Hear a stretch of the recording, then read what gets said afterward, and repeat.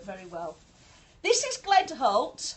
Gledholt Bank, after which this garment is named, is the road in Huddersfield, in a little town in West Yorkshire. I say a little town, it's the biggest town in the UK that's, well, certainly in England, that's not actually a city. It's a very large town where I grew up, and Gledholt Bank is the road on which I grew up on, and where my mum still lives. I've just been to visit my mum this morning on Gledholt Bank in Huddersfield. I generally go to see her on Mondays.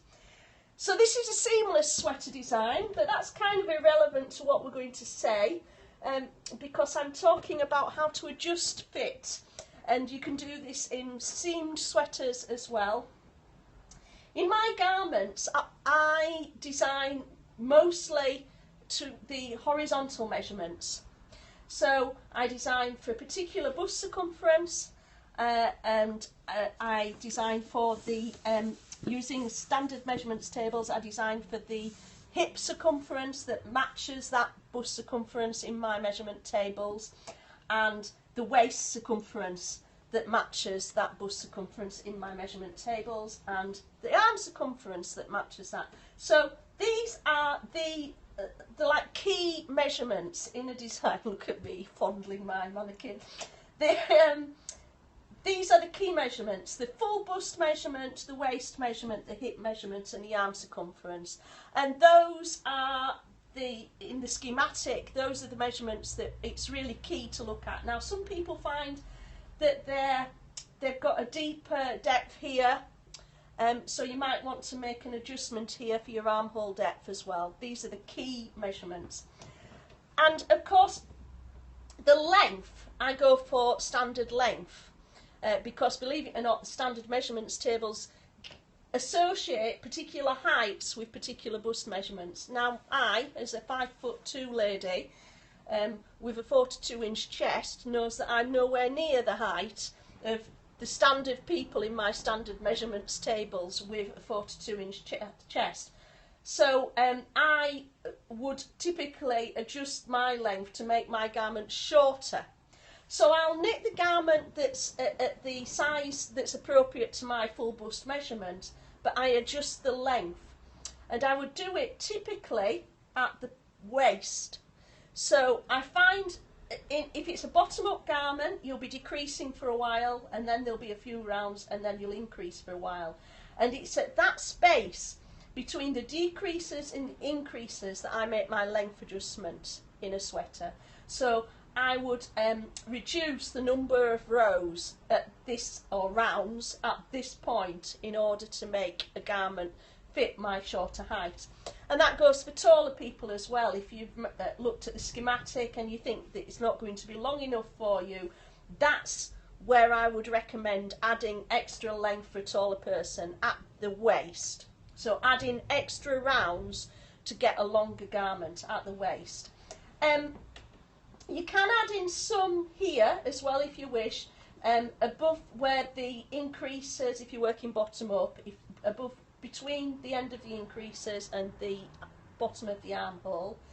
But it's not a great place to add it unless you're like me, who is so large chested that actually I often find that the increasing or the decreasing it goes beyond the tip of my bust, so I can safely add in extra length here if I wish to, but as you know, I don't wish to add in any extra length. So I work at my waist, I do my length adjustment at the waist, and if I were to I might actually compensate, add some extra length in here and reduce extra length here, so that I can move the chest downwards a little for me, because my chest falls below the standard point. In standard patterns, there's only 2 inches from the bottom of the armhole to the beginning of the chest decreases, and for me that's not a far enough length. Your arm circumference, your arm length, my patterns, the standard arm length is usually 18 inches from this point, the underarm point, to the end of the cuff, and that you can adjust the length of the arm by adding rounds either above the between the armhole and the end of the decreases or beginning of the increases, depending on which direction you're working in, up or down, and above the cuff. Those are the best places to adjust the length in a sleeve. But it's also possible, if you look at what the decrease or the increase scheme is, to add in a few sneaky rounds along the actual length of the increases and the decreases, which you can also do in the body. If you think that you're going to be adding way too many rounds at the waist because you've got so much length that you want to add, then it's smart to look at what the increase and the decrease schemes are and to adjust them slightly, so that maybe every second decrease or every second increase round you add in an extra round or row, so that you're adding in along the actual increase and decrease schemes, you're adding in a few rows, or the opposite, I might remove a few rows or rounds from the increase or decrease scheme. So what I'm saying is that it really is best with a garment to find the fit that that best matches your horizontal measurements, your horizontal circumferences, and adjust the length. That's always going to produce a better fit for you than trying to mess around with horizontal measurements. Does that make sense to you? That is my advice from what I've learned. I think that's all I want to say about fit.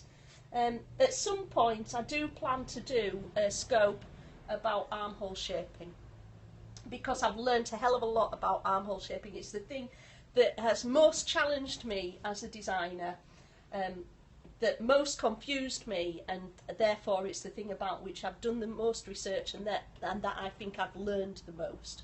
So I'm going to share various things about armhole shaping at some point.